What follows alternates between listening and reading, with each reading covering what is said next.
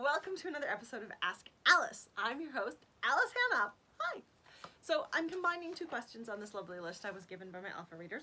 And the question are, do you ever get writer's block or do you ever get reader's block? And so the answer to both of those is the same, which is why I'm just going to lump them together rather than doing two videos about it. And the answer for me is no, not really. And the reason, I'll go into each one individually, but the reason just is that I'm such a determined person when I do something that I will push through regardless of what is going on.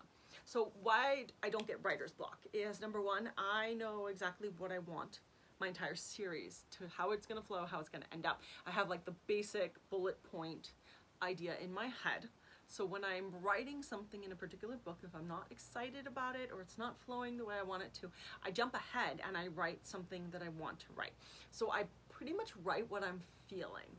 So what I mean by that is, if I have a scene where Aaron and Alex are fighting and I just can't get the frustration level where I need it to be, I don't write it and I wait until I get into a fight with my husband.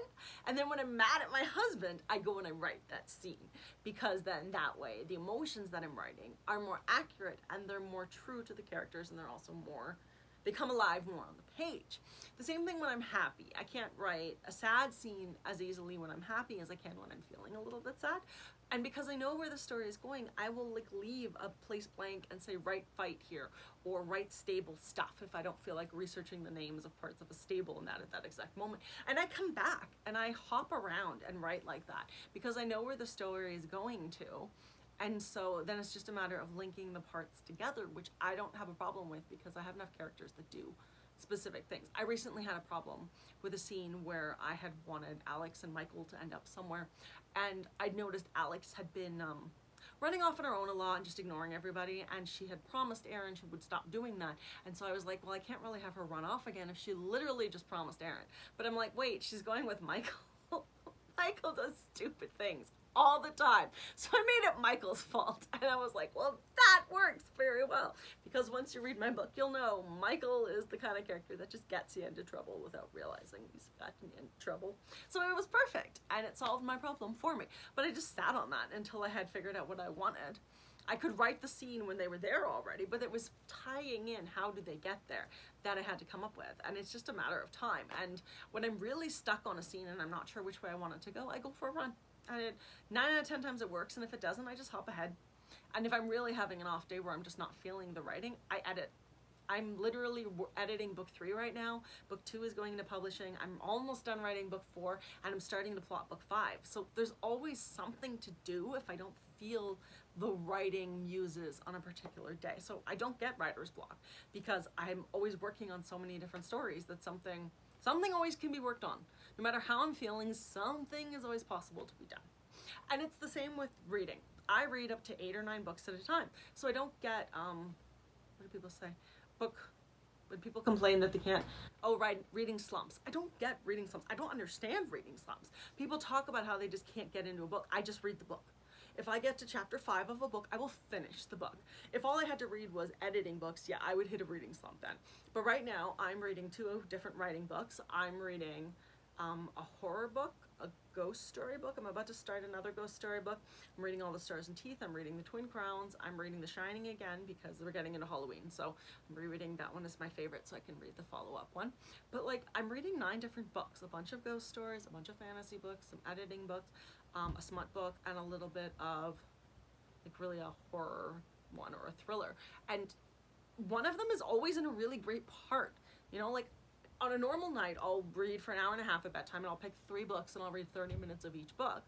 And then unless one book is really at that point where I gotta know, 3/4 through and I need to know how it ends, then I read that one and I just finish it. But for the most part, one of my books is always at some interesting point, and if I read a little bit every day, if I don't feel like that book, I don't read that book. I just read the other books. And so the idea of having a reading slump, I just don't understand. And I think for me, part of it is that I have a degree in English. I have rhetoric and professional writing, but my program I went to at the University of Waterloo required like 5 literature classes, despite the fact that it was writing. And even when I took the rhetoric courses, there was a lot of reading you had to do for it.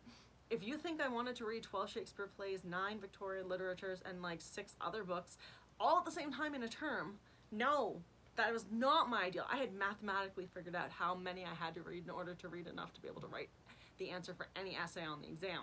But like, I had terms I had to read 24 books in 12 weeks. There was no option of whether or not to read this book. So when it comes to reading a book, if I pass chapter 5, I will finish that book, even if it's not my favorite book. Because number one, I have read so much worse in university. I promise you, Tristan Shandy. So I had to force myself to read significantly worse books than what I'm reading now. Number two, I'm a finisher. It's literally, it's a neurodivergent thing. I have to finish what I start.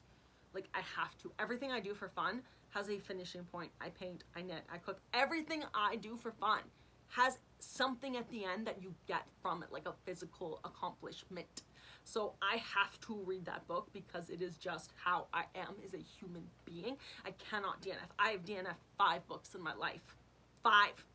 And I will never go back to them. And one of them is Apollo 13 and one of them is Moby Dick. Like, I just don't DNF books. And so once I started, I finish it. And it might take 2 years. It took 2 years to read The Witcher because I just read a little bit and I put it down and then I lost it. And I picked it back up and I will remember the story that long. Because my brain just starts, when I start reading, it starts a file on. And I mean, I did a series before where I did book reviews of books that I read in high school, and I still remember stuff from it. So I just have a really weird brain when it comes to facts like that. So for better or for worse, that's just how it works for me. So I hope that answers your question. And if you have any more questions for me, drop them in the comments, and maybe I'll pick them for my next Ask Alice video.